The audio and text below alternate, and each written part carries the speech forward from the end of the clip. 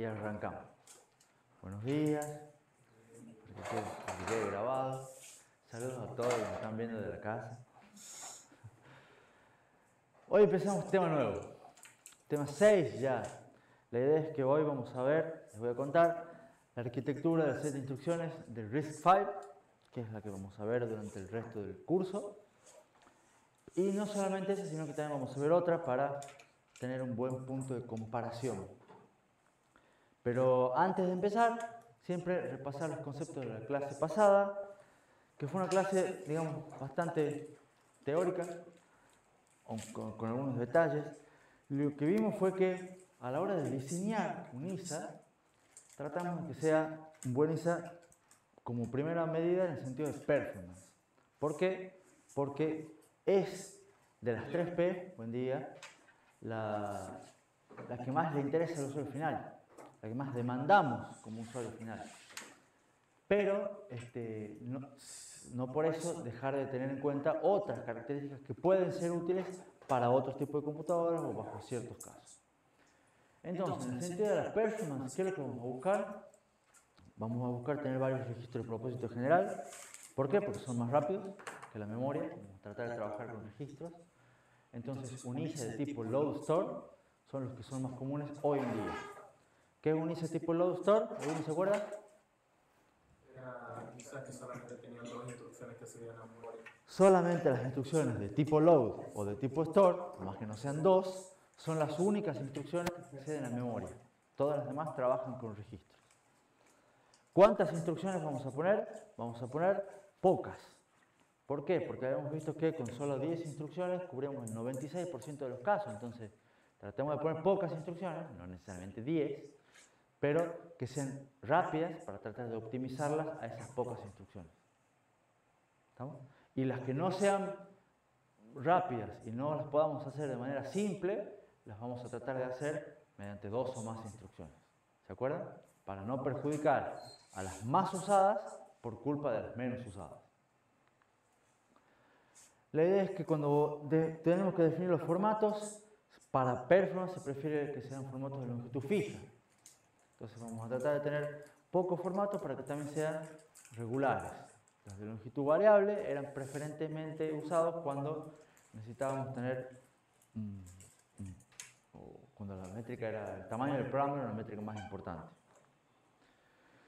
Vimos también que en general la constante 0 es una constante que es muy utilizada. Entonces, tener un registro que sea cableado a 0, o sea, tener ya directamente en hardware la constante 0, de manera fácil de direccionar, hace que sea más eficiente todo el sistema completo. Tenemos que soportar los tipos de datos más comunes, bytes, half word, enteros, los de punto flotante, etc. Modos de direccionamiento, vimos que con 3, que son el indexado, inmediato y de registros, cubríamos creo que el 88% de los casos. Y después vimos que por otro motivo es importante tener un direccionamiento relativo a PC, ¿se acuerdan? Para hacer más fácil los saltos. Entonces con esos 4 son los más importantes. Transferencia entre registros. Adelante, buen día. Un add que sume 2 registros, después en el tercero. Ese es un modo de direccionamiento del registro. Y de registros indirectos que use eso como base para alguna otra cosa, pero siempre usando el registro. Vimos que para la hora de evaluar la condición de los saltos, si buscamos performance, en general no es conveniente el uso de flags, porque los flags, al ser leídos en un instante y escritos en otro instante, por otra instrucción, lleva a que pueda generar problemas en pipeline, que lo vamos a ver bien más adelante. Entonces, para mejorar la implementación en pipeline, en principio convendría no usar registro de código de condición. Como les dije recién, buscamos performance, pero según el tipo de computadores, según lo que vayamos a hacer, capaz que hay que tener en cuenta otras métricas además de performance. Y vimos también, eran 4, 5 creo, principios de diseño como hacer más rápido el caso más común, la simplicidad favorece la regularidad, esas cosas que tienen que, la idea es que tengan siempre en mente, porque en todos los ejercicios lo van a tratar de ver. ¿Preguntas? Profe, Sí. el hecho de que el procesador tenga una unidad de punto flotante afecta a LISA, o sea, afecta, por ejemplo, al tipo de datos que tiene que soportar LISA. Es una buena pregunta, porque tiene varias cosas que vamos a ver hoy. ¿Escucharon toda la pregunta de Alejandro? El hecho de que el procesador tenga una unidad de punto flotante, ¿afecta a LISA? La respuesta es que no debería. ¿Por qué?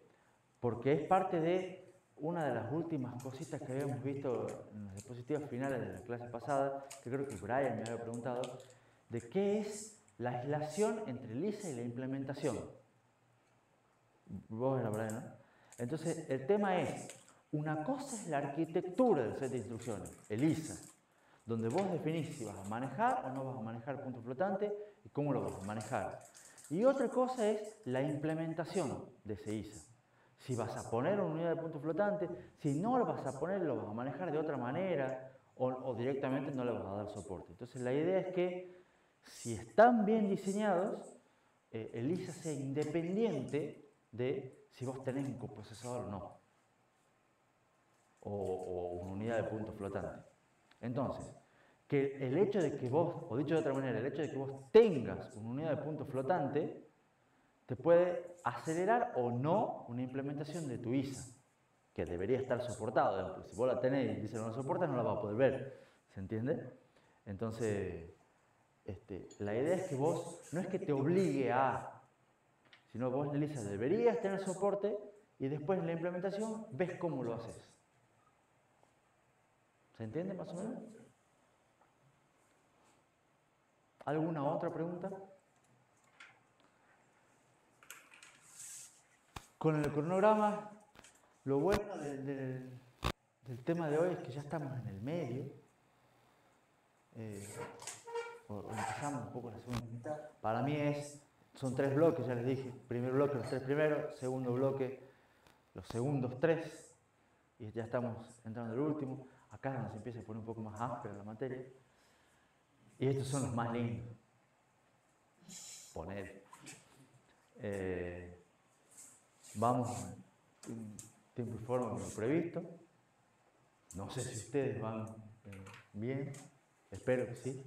Cualquier cosa siempre me avisen. ¿Qué vamos a ver en este tema? Bueno, el tema es ISA de RISC-V. Entonces, ya vimos qué era un ISA, vimos cómo se diseña un ISA. ¿Se acuerdan cuáles eran los 4 componentes principales de un ISA? No es quiz. Primero habría que hablar de las celdas de almacenamiento, que es donde guarda la información. Después hablar de los formatos de instrucciones. Después hablar del conjunto completo de las instrucciones. Y después hablar de cosas misceláneas, que eran otras características adicionales que puede tener el ISA. ¿De acuerdo? Bueno, yo ahora les voy a contar esas 4 cosas de este ISA en particular. Ustedes más o menos ya han visto esas 4 cosas de otro ISA, que es el del Cortex, el de ARM, en particular era del Thumb 2, aunque en ese momento ni se los mencionaba, o muy al pasar. Entonces, ¿qué es lo que les voy a mencionar yo? Algunas características generales, los formatos de las instrucciones, pseudo-instrucciones, que es algo nuevo. Vamos a ver algo de la Application Binary Interface, ¿de acuerdo?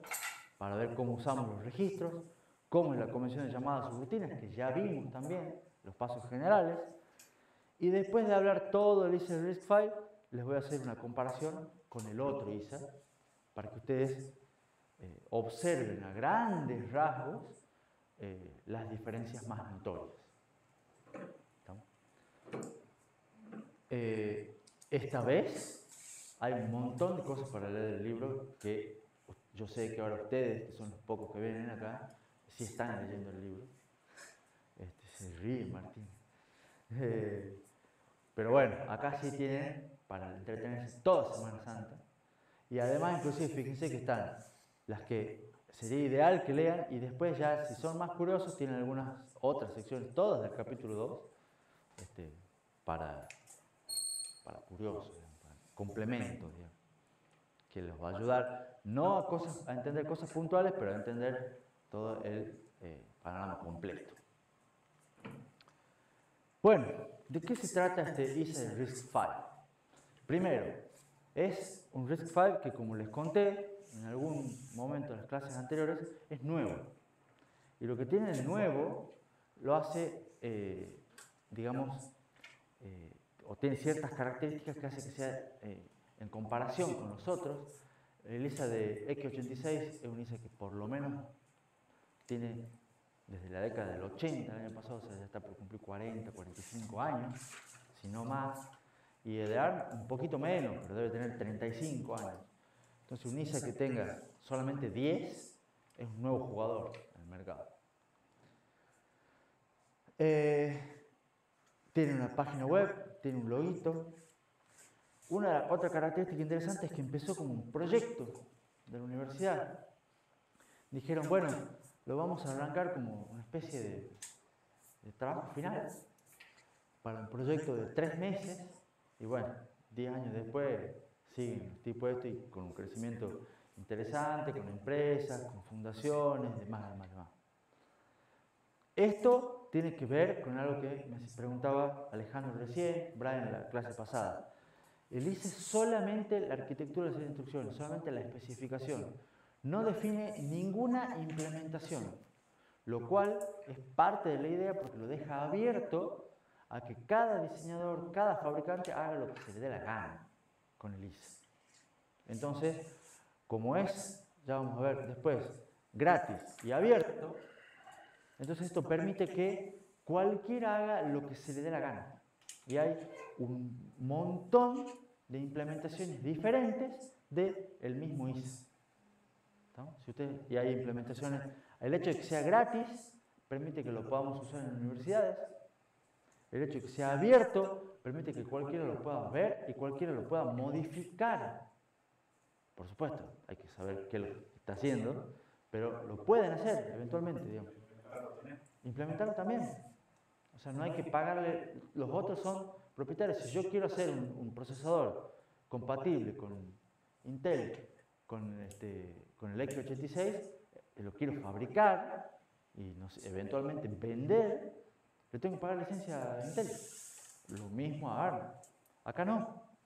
Entonces, esto abre el juego. Es como, la idea de esto es como que sea el Linux para el hardware. Como fue Linux para el sistema operativo, este RISC-V apunta a ser una especie de Linux para procesadores, por decirlo así.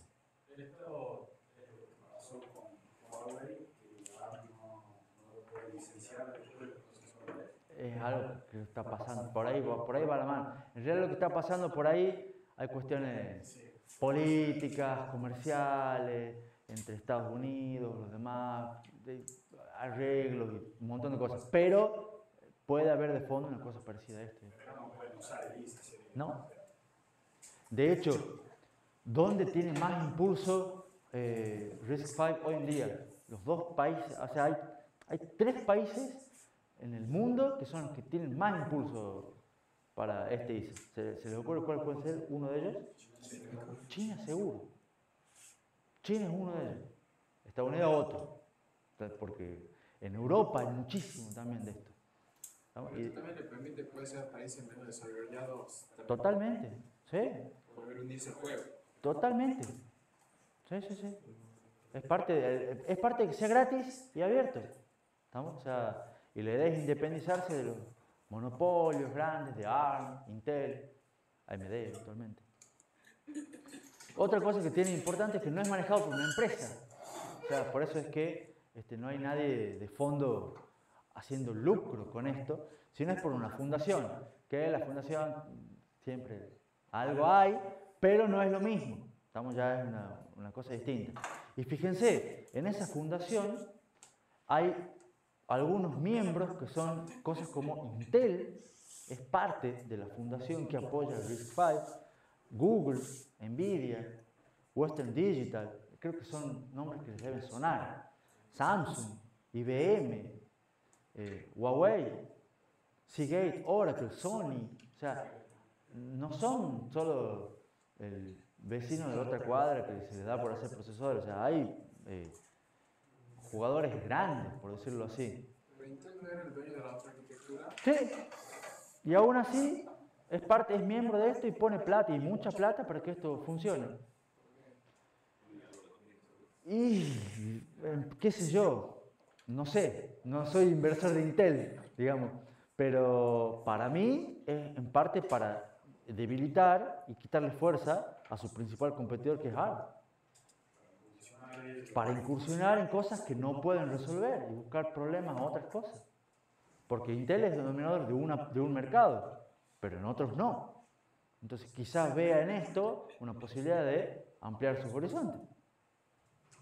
Quizás no tenían en qué poner plata y han dicho, oh, mira, ahí tenemos una fundación, lo pongamos. No tengo idea. ¿Estamos? Porque te repito, no soy inversionista de Intel, pero está apostando fuerte. Es como que se proyecta que ISA apunte a varios sectores del mercado. A eso apuntan los que están detrás de este ISA, sí. O sea, apuntan en que sea, ya lo vamos a ver en la diapositiva siguiente, un ISA que abarque a todo tipo de computadoras, desde los embebidos hasta las supercomputadoras, lo cual es demasiado ambicioso, sobre todo hoy en día, ¿no? Porque está dominado por los otros dos mucho más fuertes. Pero además de estos jugadores, que son importantes, fíjense esto, son 3.100 empresas. Si ustedes tienen la diapositiva del año pasado, que dice 2000, ¿estamos? Y en realidad estuve viendo que hay más o menos un crecimiento en la cantidad de miembros, un crecimiento de más o menos del 30% anual. O sea que no está muy bien actualizado esto, pero un crecimiento del 30% anual es un montón.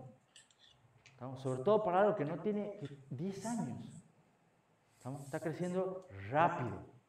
¿Estamos? Por eso yo les cuento ahora. Van a decir que yo soy medio fan, que tengo la camiseta de RISC-V puesta. En realidad no es tan así. Yo soy fan por otro motivo.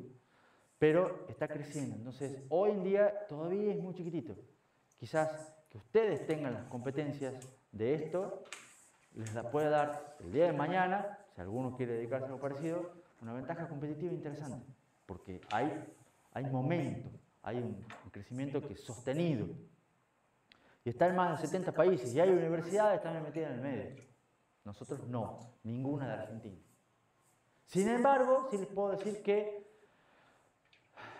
hasta el año pasado, no, en el 2021, ya han pasado 2 años, se hizo un relevamiento en el país y éramos la única universidad del país que veía RISC-V. No es que soy gran cosa, pero no veo otro. Entonces, si alguien de RISC-V pone el lupa en Argentina, no sé por qué lo haría, pero dice, estamos buscando gente que sepa RISC-V, por lo menos a nivel de universidad, son los únicos. A nivel de universidad formal, que después Juancito en su casa se ponga a buscar los documentos, leerlos, estudiarlos, ver videos, descargar de GitHub, es libre de hacerlo, por supuesto, ¿estamos?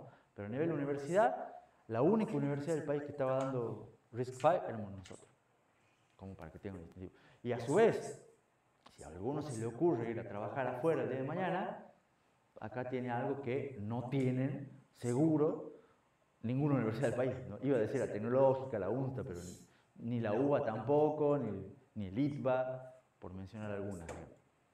No digo que sea gran cosa, pero es una diferencia. Bueno, volviendo al RISC-V. Es un ISA nuevo y eso, como creo que ya les comenté, les permite aprender de los aciertos y de los errores de los demás. ¿Quiénes son los demás? x86, la arquitectura de AMD64, la extensión. Entonces, se fijaron qué tiene de bueno, porque tiene cosas buenas, y qué tienen de malo. Entonces, copiaron lo bueno, descartaron lo malo. Se fijaron lo bueno y lo malo de todos los ISAs de ARM. Copiaron lo bueno, descartaron lo malo. De otra MIPS más vieja, no sé si alguno la sintió nombrar. Bueno, pero MIPS esta era una empresa. No, sí, pero como empresa también está en la directiva. Ah, bueno. Tuvo un par de hitos importantes esta empresa, MIPS, los cuento muy rápidamente. Uno es el procesador de la PlayStation 1, que hoy en día ya es pieza de museo, pero algunos llegó a tener una PlayStation 1, allá Joaquín, Franco también, la cajita gris con la tapita, el CD, que había que poner todas esas cosas. Para coleccionar. ¿Puedas coleccionar? Bueno. Fue la consola. El procesador de la consola de la Play 1 tenía un procesador MIPS, que impulsó, se hizo popular, después, bueno, para los dos cambiaron la empresa y chao, ya perdió popularidad. Y la otra es, ubican la sonda, creo que se llama la Voyager, la primera sonda que superó los límites del sistema solar, etcétera, etcétera, etcétera.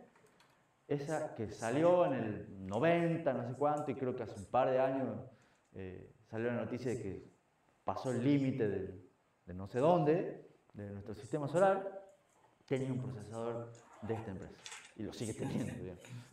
Estamos que salió en esa época, era el que mejor rendía, porque era la época más o menos de Play, 90, 90 y pico, y lo pusieron en el satélite y lo largaron, y hasta el día de hoy sigue funcionando, creo, allá, en algún lado del universo. Pero ya no existe. Ya, sí existe, pero no sé, creo que también hace cosas de RISC-V, como está tratando de subsistir en la jungla. Además de ser nuevo, ¿qué otra característica tiene? Esto es muy importante, es que es totalmente modular.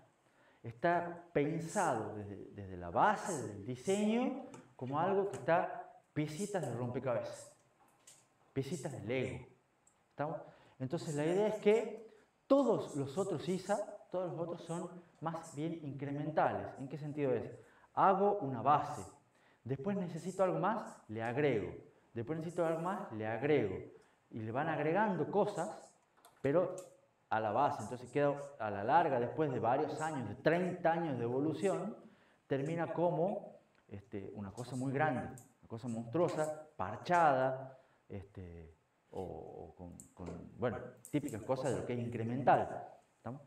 Entonces, la idea es que está pensado de entrada con una cuestión más modular. Lo que se hace son distintas piecitas. ¿Estamos? Que la idea es que encastren entre sí. Entonces, acá Luis quiere hacer un diseño chiquito para un trabajo final, agarra solamente 3 piecitas y las encastra. Pero resulta que allá Brian quiere fundar una empresa y hacer algo más comercial, necesita 10 piecitas, agarra las 10 piecitas y las encastra. Entonces, ¿cuántas piecitas hay en total? Un montón, pero son todas independientes. Entonces no hace falta saber las 200 piezas para poder hacer el proyecto de Luis. Entonces, totalmente modular como nos gusta a los ingenieros en computación, digamos, piecitas independientes. Y la idea a su vez es que explora nuevos conceptos, o sea, como no hay, o sea, no había cuando salió procesadores con RISC-V, porque todos los procesadores, todos los ISA eran o de ARM o de Intel y AMD, en general la idea era probar, decir, a ver, bueno, no tenemos compatibilidad con ningún sistema operativo, entonces mientras hay gente que hace compatibilidad con los sistemas operativos actuales, hay gente que investiga nuevos sistemas operativos. ¿Me explico? O cómo quiero yo que sea un sistema operativo en un procesador, independientemente de todas las compatibilidades y cosas que existen hoy en día para que siga funcionando. Entonces, dar una libertad de exploración, ¿estamos? De pensar ideas nuevas para diseñar un poco cómo queremos que sean los productos y las cosas del futuro. Técnicas nuevas, ideas nuevas, que pueden funcionar o no. ¿Estamos? Pero si nosotros seguimos atados a esto de antes, capaz que nos estamos limitando de algún modo. Entonces, si resulta o no, no sabemos, pero da la posibilidad. Sí, Brian. El proyecto de compatibilidad, supongamos que elegimos conjunto de piezas de rompecabezas. Sí. La compatibilidad más adelante existiría en ese dicho conjunto, ¿verdad? No es que si... En realidad no, porque la idea es que vos vas a tener la compatibilidad a nivel ISA. Entonces vos vas a tener, si vos lo haces, el ISA es tu interfaz. Entonces vos después decidís implementar ciertas piecitas.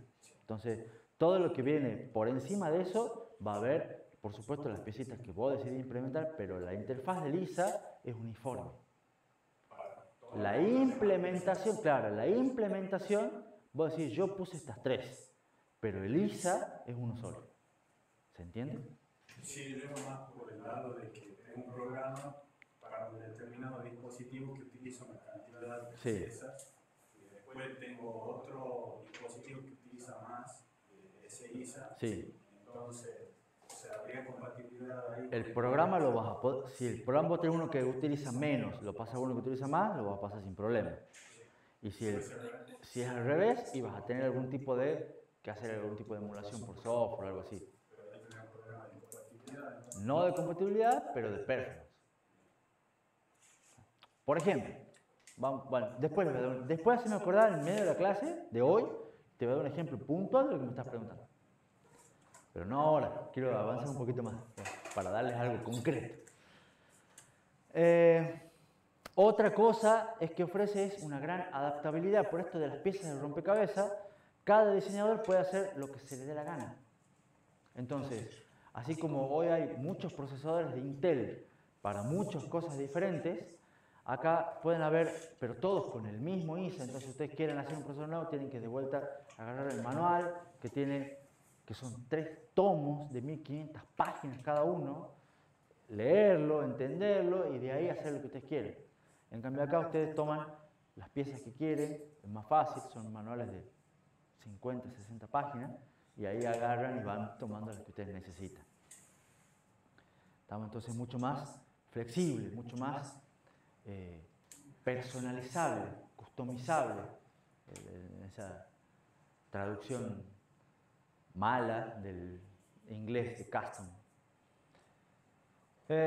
¿Preguntas? ¿Hasta aquí? ¿Se va entendiendo la idea?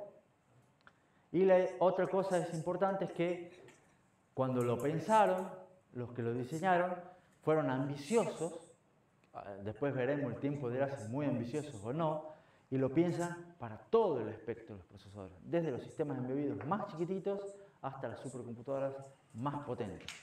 ¿Estamos? Y de vuelta, no está casi hoy en día, es muy difícil, o bueno, ahora es un poco más, pero no es fácil decir, me voy a comprar un micro que tenga el RISC-V. No es tan fácil, menos desde Argentina, pero si están en China es más factible, en Europa es más factible, acá es un poco más complicado, pero la idea es que va creciendo de a poco, empezando desde los sistemas embebidos, que son micros más chiquitos, más fáciles de competir, y de ahí va subiendo. ¿Preguntas entonces hasta acá? Bueno, vamos a ver lo que es la convención de nombres. Como son un montón de piezas distintas, ¿estamos? Una de las primeras cosas que se pusieron a pensar los tipos es cómo vamos a manejar la modularidad para que todos hablemos un idioma común. ¿Estamos? Entonces, ese idioma común fue poner una convención de nombres para que cuando yo diga, yo tengo acá mi procesador que implementa tales piezas de Lisa. Bueno, ¿cuáles piezas? ¿Estamos? Para que todos sepamos y entendamos. Y definieron esa nomenclatura, que puesta así no se entiende nada. ¿Pero qué quiere decir? Primero tiene las letras RB corta. RB corta indica que es un procesador que implementa el ISA de RISC-V. ¿Estamos? Después tiene una serie de números.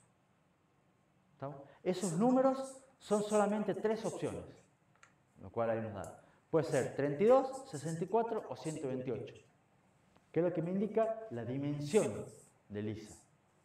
¿Estamos? Y puede ser, a su vez, lo que me indica es el ancho del banco de registros y el tamaño de las direcciones de memoria. Entonces, si yo tengo RB corta 64, yo sé que los registros van a ser de 64 bits. Las direcciones de memoria van a ser de 64 bits. Si tengo RB32, los registros van a ser de 32 bits. ¿Me siguen? Y después viene un conjunto de letras que acá es arbitrario, o sea, puedo tener varias, de distintos tipos de letras que me van a decir cuáles son las extensiones soportadas, cuáles son las piecitas del rompecabezas o del Lego que voy a implementar en esa implementación posible. Entonces, con esta nomenclatura ya podemos mencionar que R, B corta, 32 y ¿estamos? Esa primera piecita es la piecita núcleo, es la piecita, el core, la que es obligatoria, la única extensión obligatoria. ¿Estamos? Esa tiene que estar siempre. ¿Estamos? ¿Y qué quiere decir RB32i? ¿Qué es? En realidad, RB32i no es la única extensión obligatoria. Podría ser RB64i. ¿Estamos? O sea, pues, o RB128i. En realidad, la i es la obligatoria. ¿Estamos?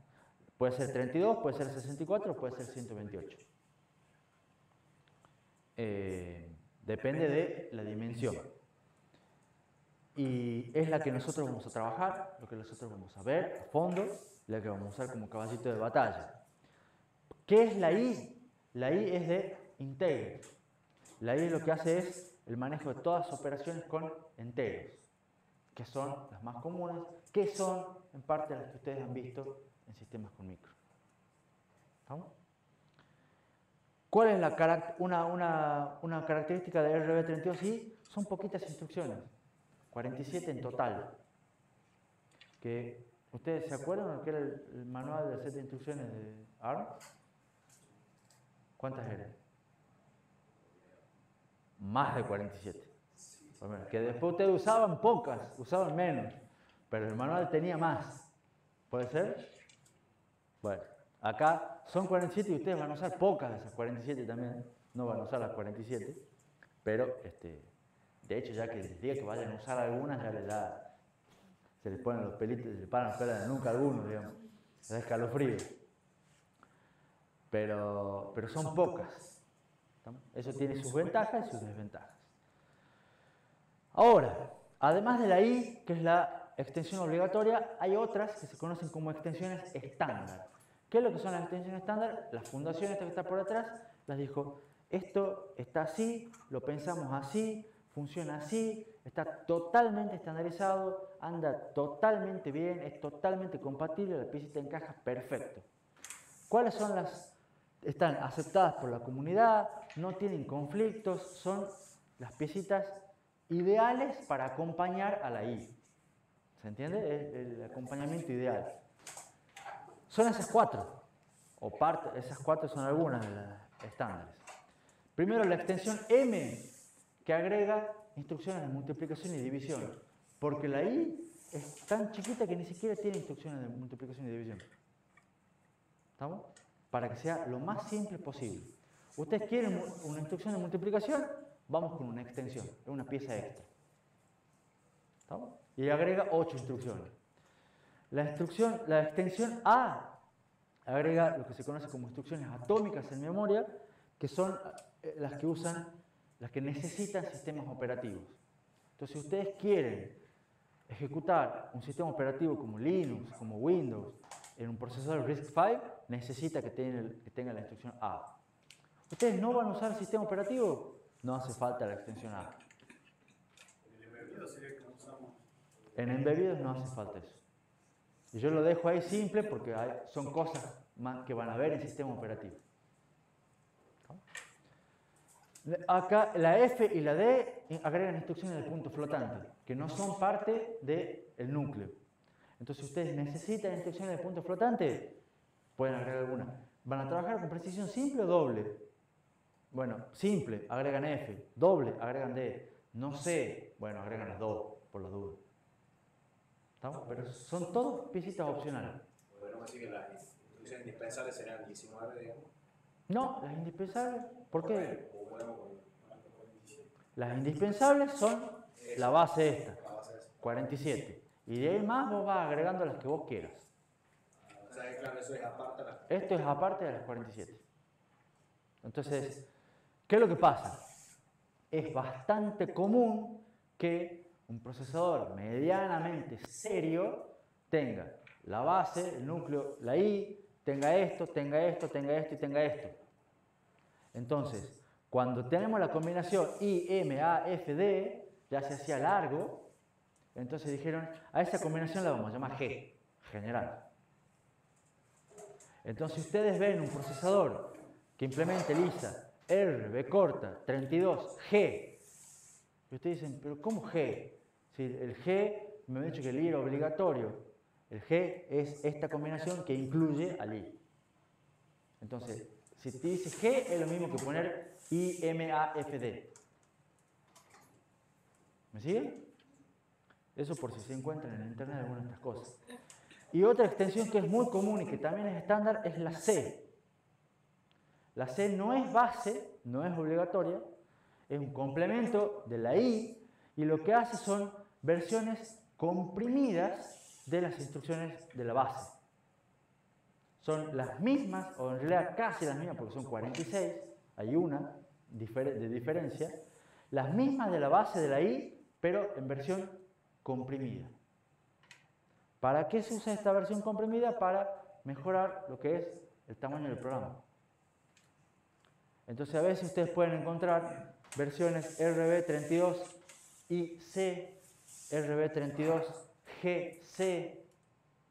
¿Se entiende? Que tienen el general, la combinación toda esta, más la versión comprimida. ¿Sí? Sí, Brian. Entonces, si este utiliza versiones más comprimidas, ¿no sería conveniente que esa sea la base? Ya vamos a ver, la vamos a ver con la extensión y vamos a ver. Guardate la pregunta para la clase que viene. Te vas a olvidar porque es después de Semana Santa. Pero la realidad es que no. ¿Por qué? Porque conviene que la base sea lo más estándar posible, lo más regular posible, y esta va a ser una excepción. Una excepción que a veces te conviene, que quizás muchas veces te conviene, pero va a ser una extensión, que no es necesariamente ideal para que sea una buena base. Pero si necesitas únicamente las versiones comprimidas, necesariamente tendría que ir a IC. Sí, tenés que poner I, C. Exactamente, no podés tener la versión comprimida sola, porque es una extensión. Necesitas sí o sí la I y la C. Y ahora, con esto, yo les muestro el ejemplo que te había dejado pendiente de recién. ¿Te acuerdas que te he dicho una duda de las piecitas, de si pones más o pones menos?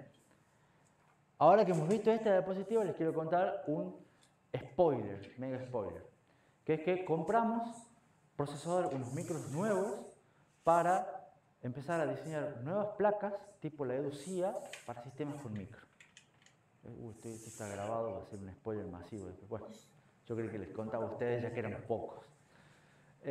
Compramos unos micros nuevos para empezar a hacer nuevas placas para cambiar el ISA que se usa en sistemas con micro y empezar a utilizar RISC-V en sistemas con micro. Dejar de usar el Cortex. ¿Estamos? Hace falta tener los micros, hace falta la práctica, hace falta los simuladores, hace falta ver cómo hacemos con la máquina virtual que ustedes trabajaban para hacer todas las pruebas, con el debugging, etcétera, etcétera, etcétera. Todo lo que ustedes han renegado, hacerlo de vuelta, con otro ISA. ¿Estamos? Estamos en eso, estamos empezando. Y compramos un micro, que voy a aprovechar, bueno, no hace falta que lo escriba, pero compramos un micro que era barato, por un lado, porque estamos en Argentina, se paga en dólares, y además lo compramos nosotros, o sea, la universidad es pública, no importa, y además había que traerlo, lo cual tampoco era fácil, aduana, etcétera, etcétera, pero compramos un micro que implementa RB32 y MC. Ese es el ISA que implementa. Entonces, ¿qué tiene? El núcleo de enteros, tiene instrucciones de multiplicación que nos dijo el ingeniero Guarentini que las usan para varias cosas en sistemas con micro, y la versión comprimida. ¿Por qué? Porque es importante a veces optimizar el tamaño del código en los códigos de sistemas embebidos. ¿Estamos? Entonces, entre otras cosas, tiene IMC. ¿Tiene punto flotante? No. ¿Ustedes usan punto flotante en sistemas con micro? No. Por eso no elegimos uno que era más barato, pero que era más barato porque no tenía punto flotante. Entonces, ¿qué pasa si yo después tengo código, o se me ocurre hacer un ejercicio de práctica para sistemas con micro con un código que use punto flotante?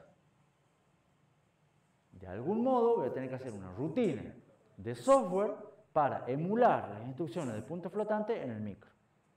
¿Se entiende? Entonces lo que tienen que hacer con software. Va a ser más lento, pero eventualmente lo que poder hacer. Que sos un futuro anuncio de práctico. Claro, puede ser para el práctico complicado, use la rutina o haga la rutina, capaz que un trabajo final, hacer una rutina de software para... Sí. ¿El núcleo también soporta el manejo de GPU? Ya vamos a ver, pero sí. Sí. Es parte de las operaciones de Intel. Todos los GPU los vamos a manejar con las operaciones de Intel. Porque en realidad, ¿cómo maneja un GPU? Con un load store. O sea, un load store a dónde está en el GPU, usualmente.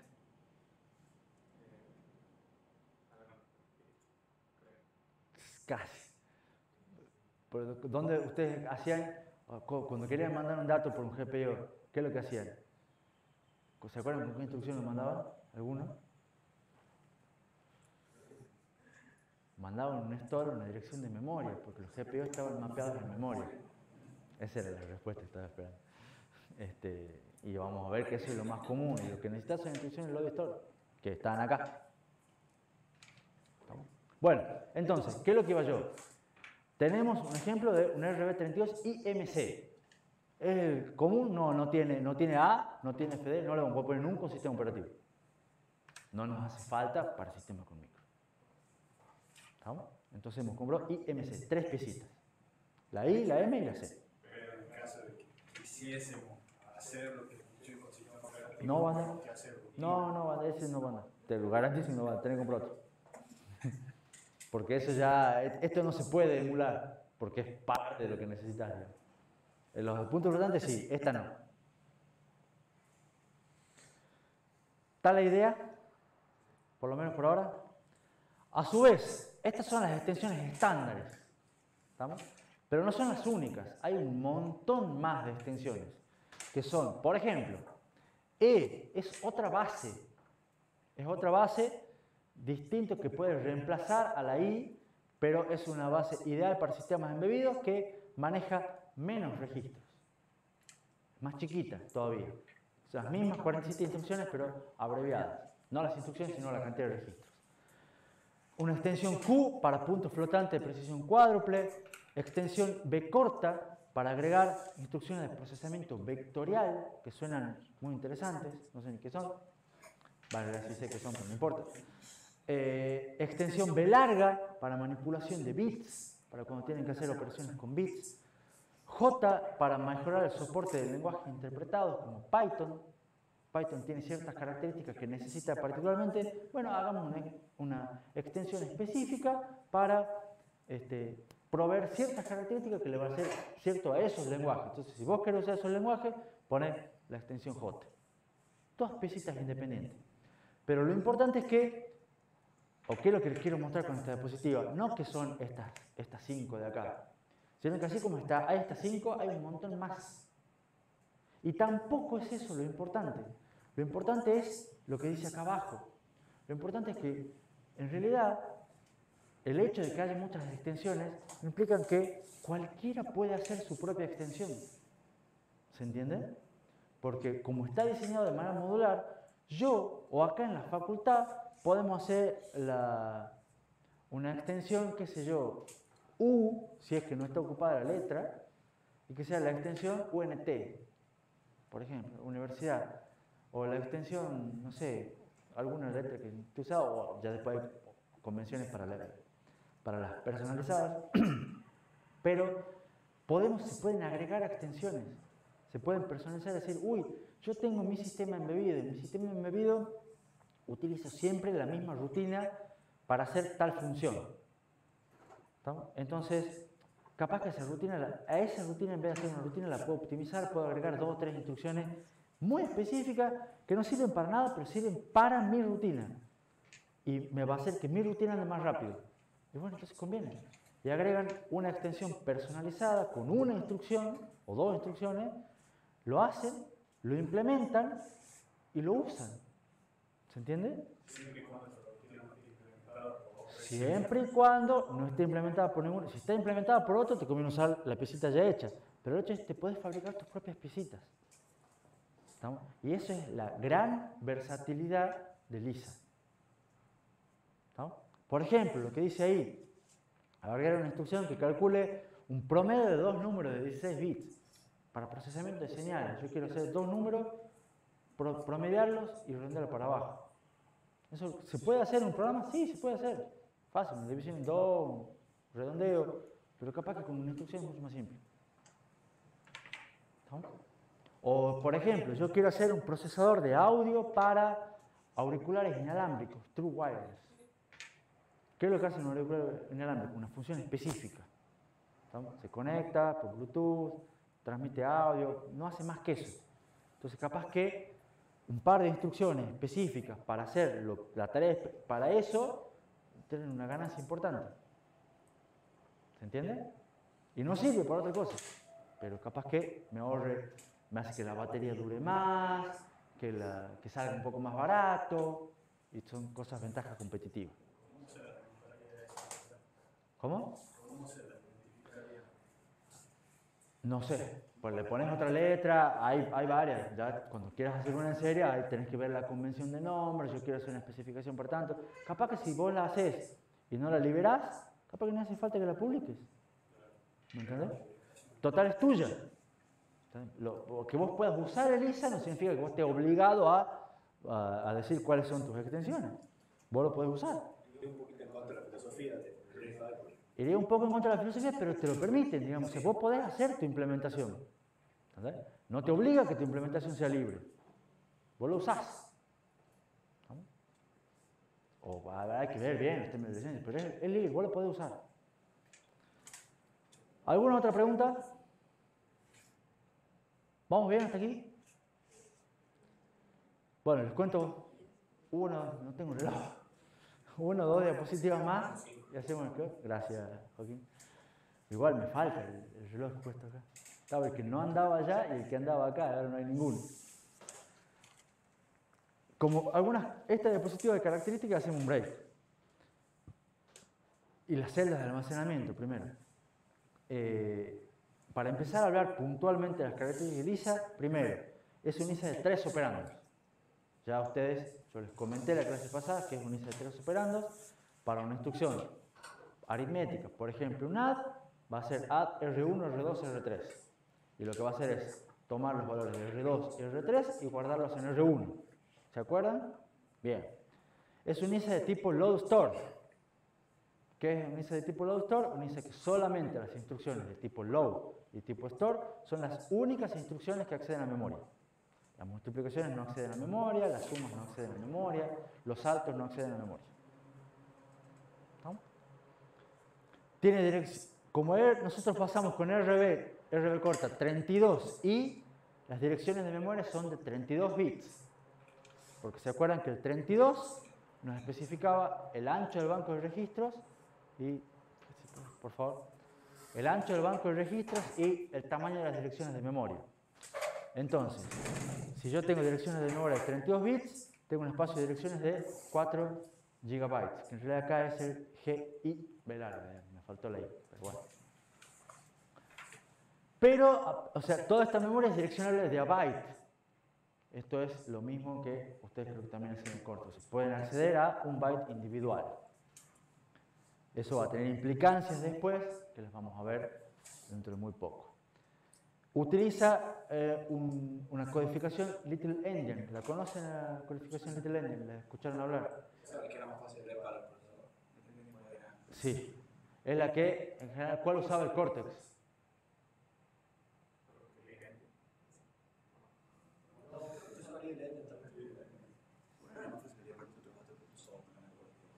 En general, casi todos son Little Endian.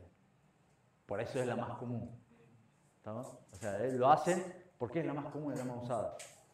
¿Estamos? Y la que eso es más fácil para nosotros creo que es la Big Endian, pero bueno. Eso descriptivo nomás. Fíjense, tiene 32 registros de 32 bits. ¿Estamos? Y acá va una pequeña aclaración. Que sean de 32 bits es lo que está definido en el ISA. ¿Estamos? Es esta la dimensión. ¿Estamos? El ancho es el que está definido por ELISA, no la cantidad. ¿Estamos? Que sean 32 registros es otra característica. O sea, este 32 me da este ancho, pero este 32 no me da esto. ¿Está claro? De hecho, fíjense, yo les conté recién, estaba la extensión E, que tiene 16 registros. Entonces, si ustedes tienen RB corta 32E, va a tener 16 registros de 32 bits. Y si ustedes tienen RB64E, que es posible, va a tener 16 registros de 64 bits. ¿Está claro? Este 32 va a este 32, no a este. Eso es una pequeña observación, pero que tienen que tener en cuenta. Esa es típica pregunta de quiz.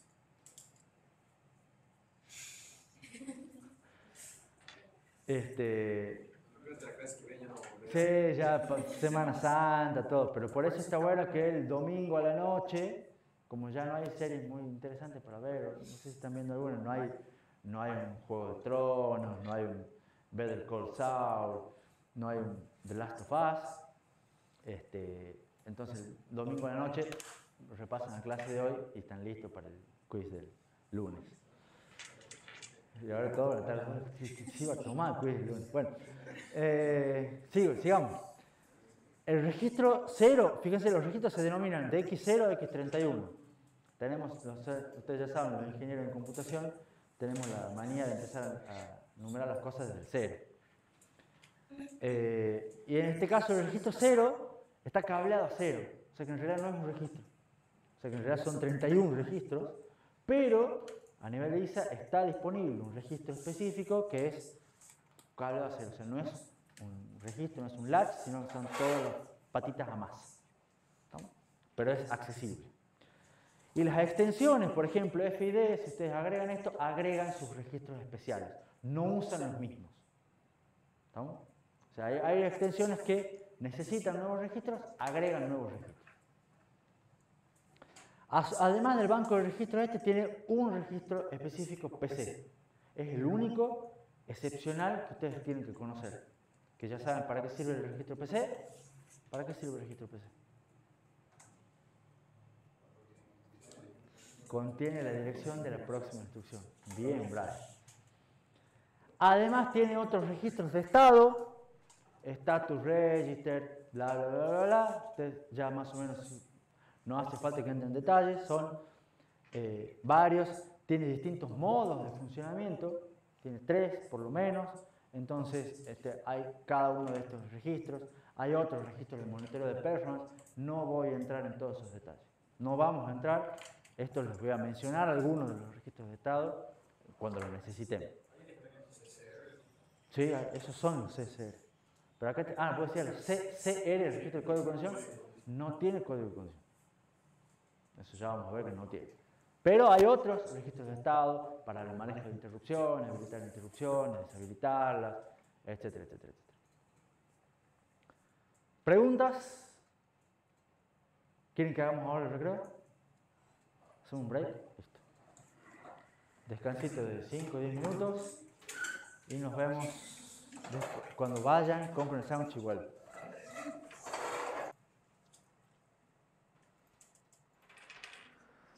Entonces, habíamos visto las celdas de almacenamiento. Ahora les quiero contar, el paso siguiente para hablar de UNISA es contar los formatos de instrucciones. Como dijimos, bueno, los formatos de instrucciones de RISC-V son de longitud fija, lo cual es bueno para la performance. Todas las instrucciones tienen 32 bits. ¿Estamos? Y acá un detalle interesante. Las instrucciones son todas de 32 bits, que no tiene nada que ver con que esto sea RB32.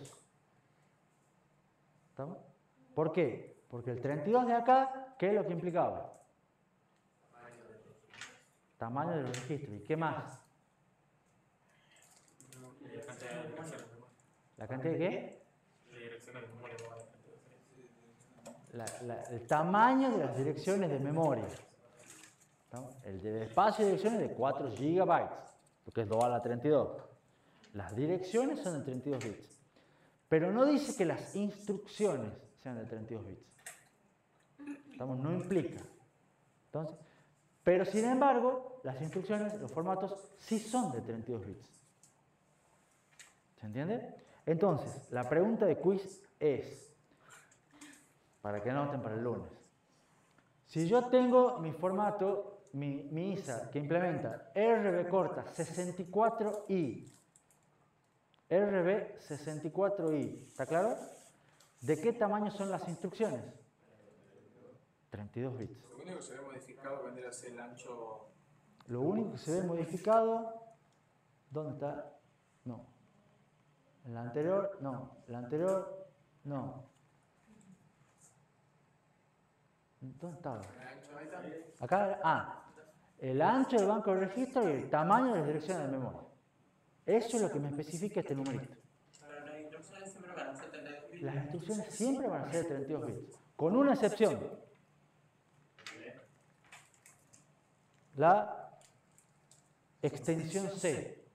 La extensión C son instrucciones de 16 bits. ¿Estamos? Todas las demás, por eso yo les digo, RB 64 y ¿qué tamaño tienen las instrucciones?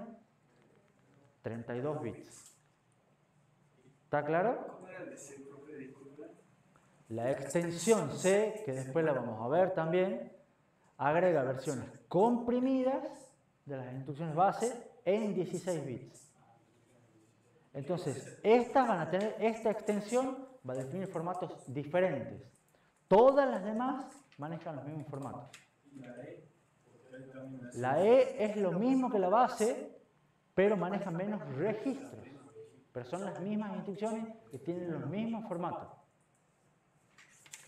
Instrucciones 32. Exactamente. Por eso son detallecitos que ahora pueden sonar confusos o no. ¿Estamos? Pero lo que tienen que hacer es prestar atención y tener cuidado. Los formatos son instrucciones de longitud fija de 32 bits. ¿Estamos? Y hay 4 formatos base, que no son muchos, son solamente 4, hay que aprendérselos. Y RISC-V los identifica con letras. Tipo R, tipo I, tipo S y tipo U. Los R para todas las operaciones aritméticas. Porque en realidad, ¿por qué dicen por qué no A? Porque R porque trabajan sobre registros. Todas las operaciones aritméticas trabajan sobre registros. Los tipo I para operaciones con constantes inmediatas. De ahí sí viene la I. Los S para operaciones store únicamente. Y los U para manejo de constantes más grandes.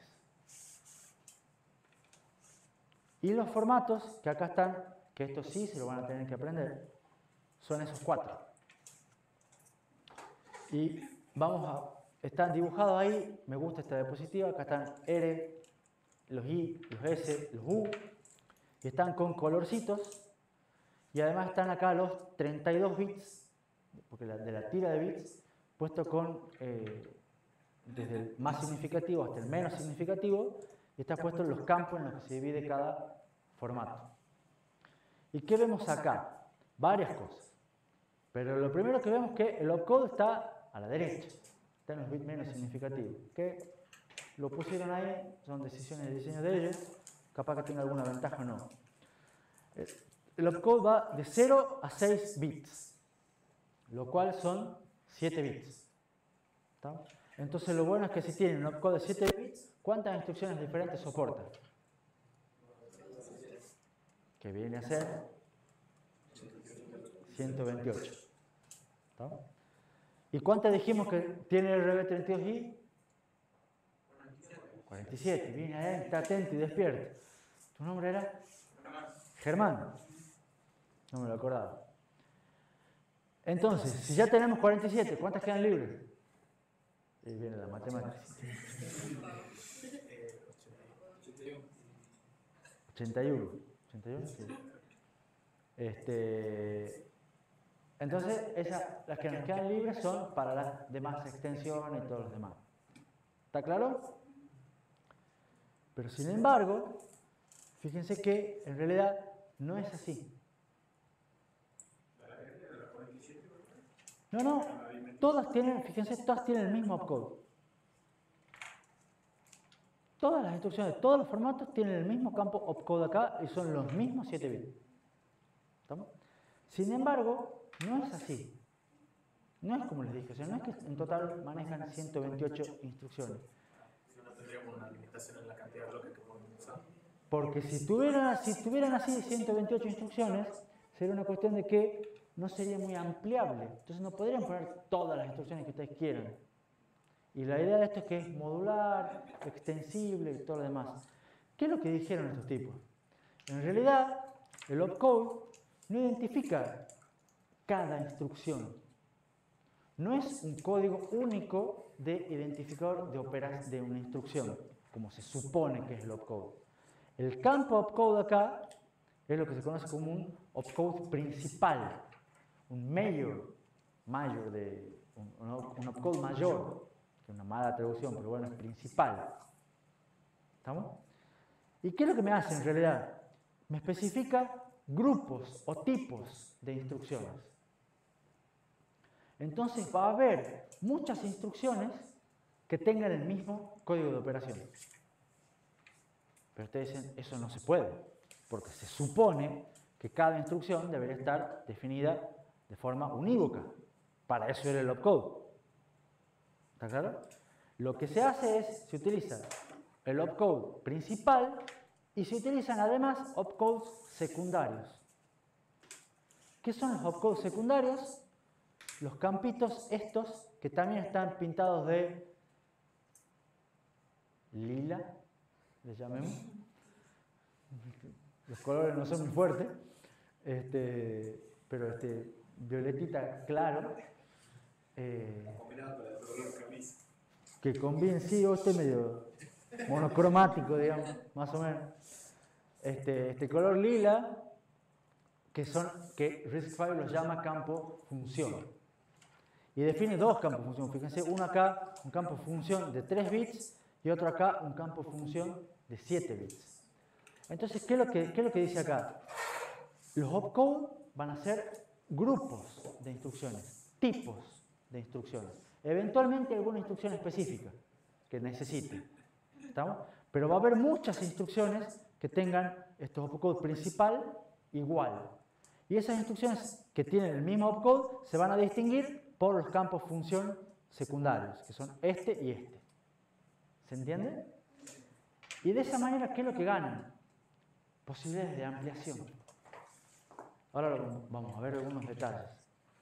En realidad, fíjense, las 47 instrucciones, yo normalmente, ¿cuántos bits necesitaría para especificar 47 instrucciones? 6 bits, o sea, de los 128 utilizo 47 y ustedes me dicen, me quedan 80. ¿Estamos? Pero en realidad, esas 47 instrucciones usan solamente 11 de los 128. ¿Estamos? Codifico las 47 instrucciones en 11 de los 128. ¿Por qué? Porque hay algunas que comparten el opcode. Entonces, ¿cómo las distingo? Con los otros campos función. Ya lo vamos a ver, está acá en la misma diapositiva. Por ejemplo, todas las instrucciones de RB32, RB corta 32i, todas tienen los 2 bits menos significativos del opcode igual a 11, igual a 11. Siempre. Es característica. Entonces, si ustedes agarran una instrucción y se fijan los bits menos significativos, los 2 bits menos significativos, y encuentran que son 11, ustedes ya saben que es una instrucción de RB32i. ¿Y eso para qué les sirve?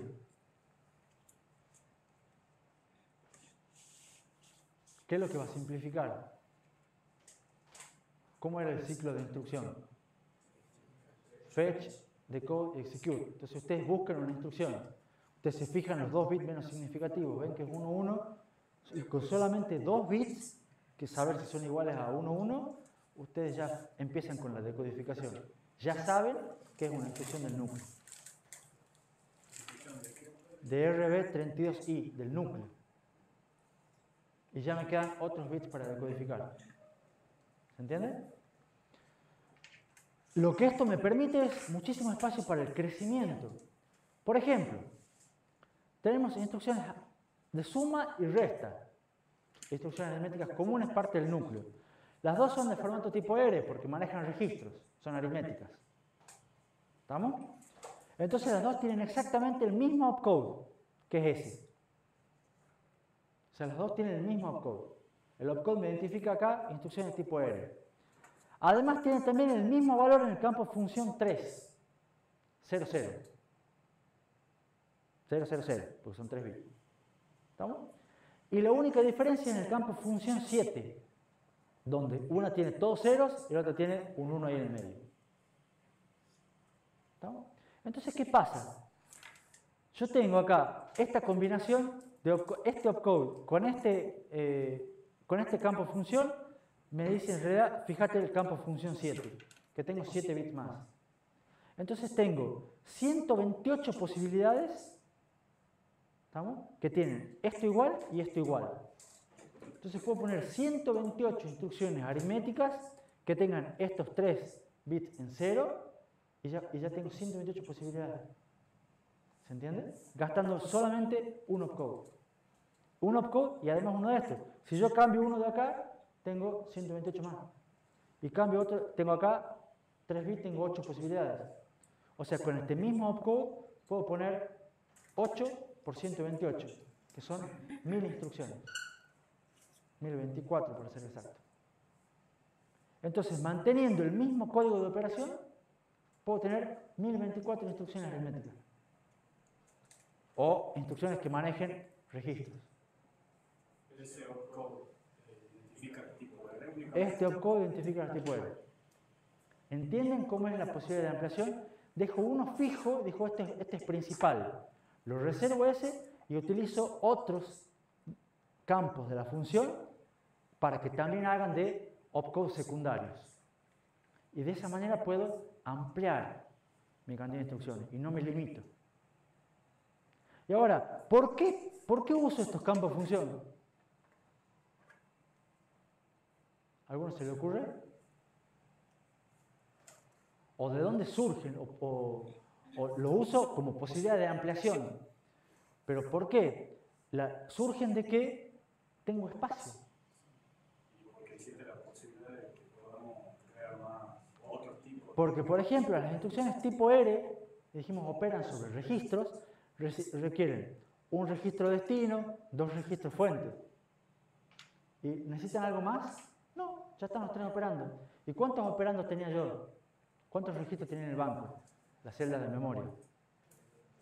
32 registros. ¿Cuántos bits necesito para direccionar 32 registros? 5 bits. Entonces necesito el opcode, un registro de destino, 2 registros fuentes, necesito 10, 15 bits, más 22 de opcode, me sobran bits. ¿Se entiende? Entonces, como me sobran bits, digo, para este formato, defino un opcode fijo y utilizo los bits que me sobran como opcodes secundarios y puedo ampliar la cantidad de instrucciones que tengo, sin gastarme más que solamente un código de operación, que son los principales. ¿Se entiende? Porque todos los formatos mantienen el mismo opcode.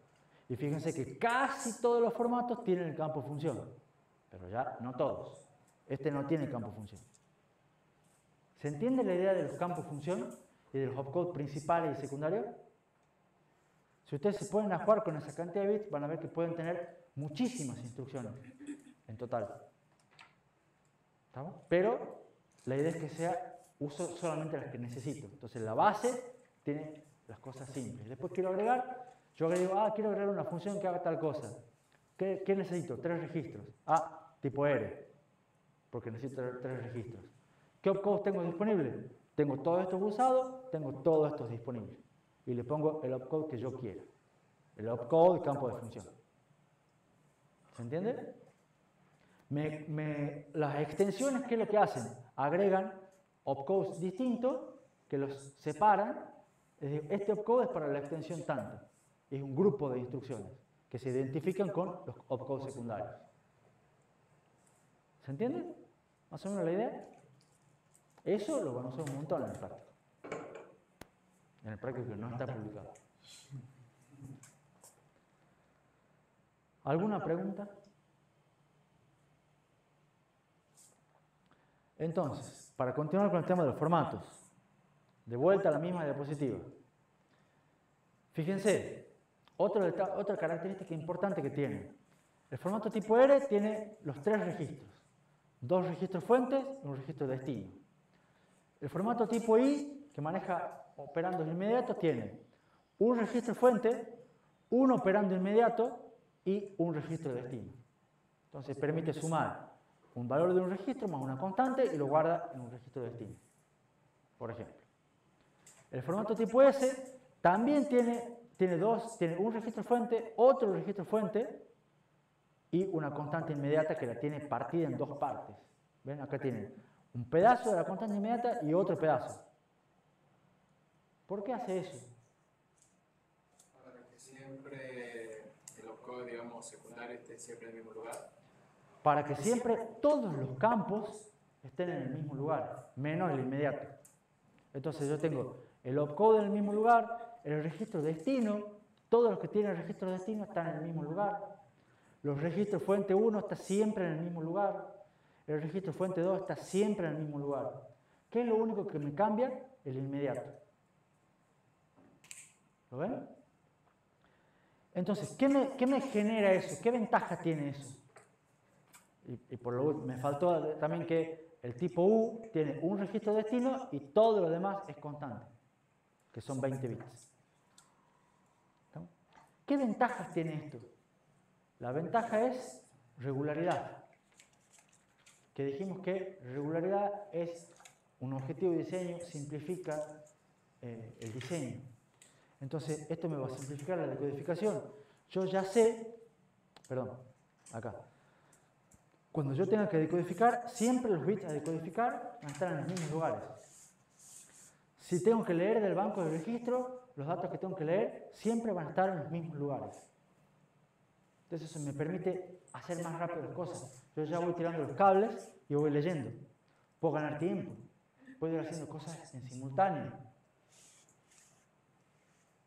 ¿Estamos? Eso es ir pensando y ganando tiempo. Me evita tener que agregar hardware para seleccionar.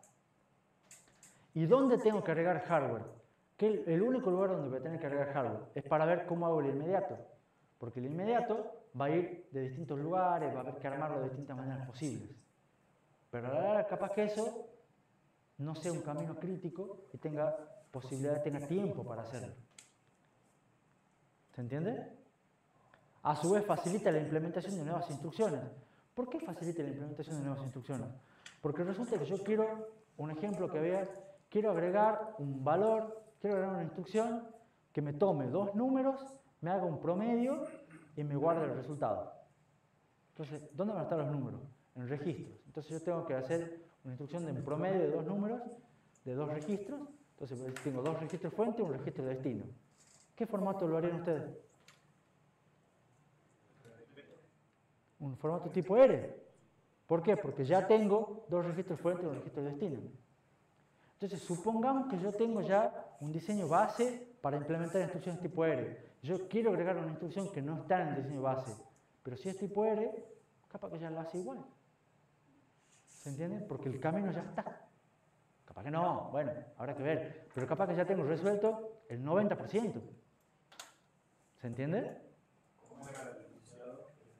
Yo quiero agregar una instrucción nueva para calcular un promedio, que tome los datos de 2 registros fuentes y guarde el resultado en un destino.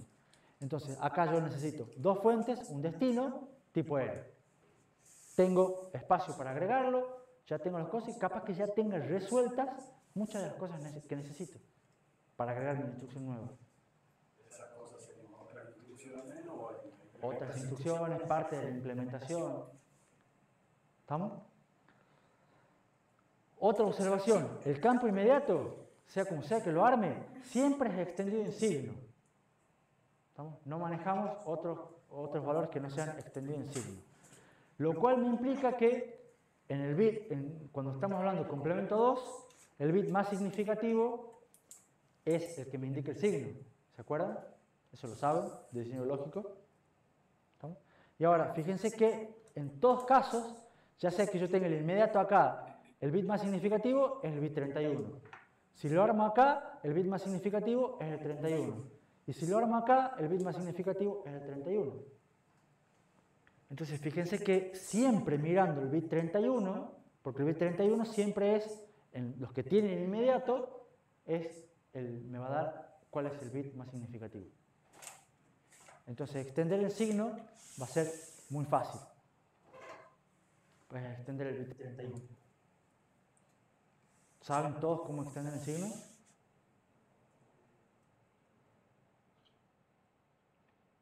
Yo tengo un número de 10 bits signado y lo quiero extender a 32 bits. ¿Cómo hago la extensión? El bit más significativo de los 10 lo repito todas las veces hasta llenar mi tamaño. Entonces, si yo lo tengo siempre en el mismo lugar, es más fácil hacer la extensión así. ¿Se entiende? Otro detalle, estos son detallecitos. Si yo tengo una instrucción que tiene todos los bits en 0 o todos los bits en 1, o sea, 32 bits 0, 32 bits 1, son instrucciones inválidas. No hay ninguna instrucción que tenga como opcode ni como nada, todos los bits en 0 y todos los bits en 1. ¿Por qué? Porque esos son errores comunes que puede haber, porque esté un bus desconectado o algo roto y vaya todo BCC, toda masa, entonces me ponga todo 0, todo 1, no es ninguna instrucción. Y automáticamente me genera un error por instrucción inválida. ¿Se entiende? Entonces no hay ningún opcode que tenga todos los bits en 0 y todos los bits en 1. ¿Preguntas? ¿Van bien? ¿Qué más? En realidad no son 4 los formatos. Los 4 son los formatos principales, pero hay 2 más. Lo que pasa es que los 2 más son variantes de este S y este U. Son exactamente iguales con una variante. ¿Estamos? ¿Cuál es la variante? O sea, hay un formato B que es casi igual al J y un formato B casi igual a S, J casi igual que U. ¿Cuál es la diferencia de los formatos B y J? B y J son los que usan los saltos. Entonces ustedes, el B viene por branch, el J viene por jump. ¿Estamos? ¿Y cuál es la diferencia que tienen con el S y con el U? Es que tienen un campo, o sea, un bit del campo inmediato está corrido a la izquierda. ¿Qué quiere decir esto? Vamos a ver el formato de vuelta. Yo acá, por ejemplo, tengo el U, que es más fácil de ver. Yo tengo del 31 al 12, ¿cuántos son? 20 bits. ¿Estamos? Entonces acá tengo un inmediato de 20 bits. En el campo J, en el formato J, ¿qué voy a tener? Acá voy a tener también 20 bits. Pero estos 20 bits, en vez de ser los bits, digamos, 0 a 19 del inmediato, van a ser los bits 1 a 20 del inmediato. Va a estar corrido un bit. O sea que el bit menos significativo de la constante de los formatos B y J siempre tiene el valor 0. ¿Se entiende? Porque es el mismo número corrido. Los mismos 20 bits corridos un bit. ¿Se entiende? Por ejemplo, en el caso de B y que es parecido al S, yo en el S tenía 12 bits. Normalmente, esto seguro que no está bien ahí. Ah, bueno, sí. Los 12 bits del formato S son del 11 al 0. Esto está al revés. Esa es la segunda parte del formato.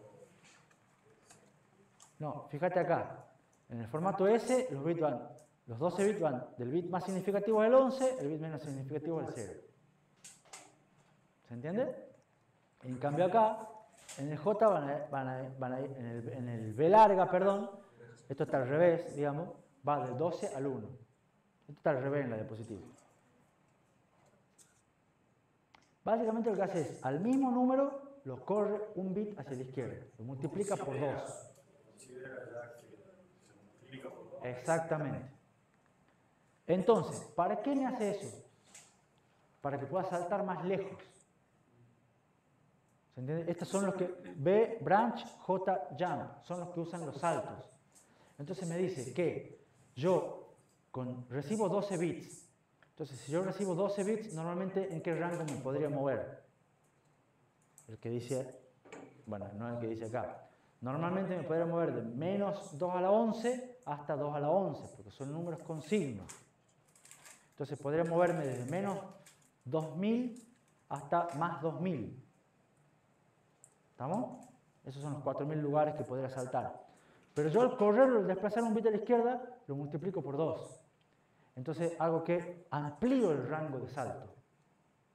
Entonces ahora puedo saltar de menos 4000 a más 4000. Y puedo saltar más lejos. Utilizando la misma cantidad de bits. ¿Se entiende? Pero con una limitación. ¿Cuál es la limitación? La dirección más chica no puede saltar, porque se está corriendo. Casi. No es la dirección más chica. Solamente se salta a direcciones pares. Eso es lo que creo que quiso decir Brian, pero lo dijo de otra manera, digamos.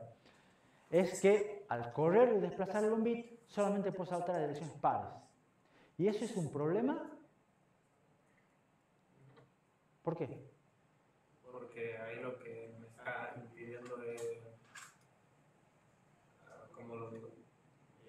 No limita el rango de saltos, sino la cantidad de saltos que puedo tener guardado o algo así. No, en realidad solo podríamos No va por ahí. por medias palabras. Por ahí va. Claro, o sea, si tendría salto impares, podría moverme con la precisión de un bit. En cambio, ahora solo puedo con media palabra, digamos, y ahí me debería mover. Sí. Va por ahí.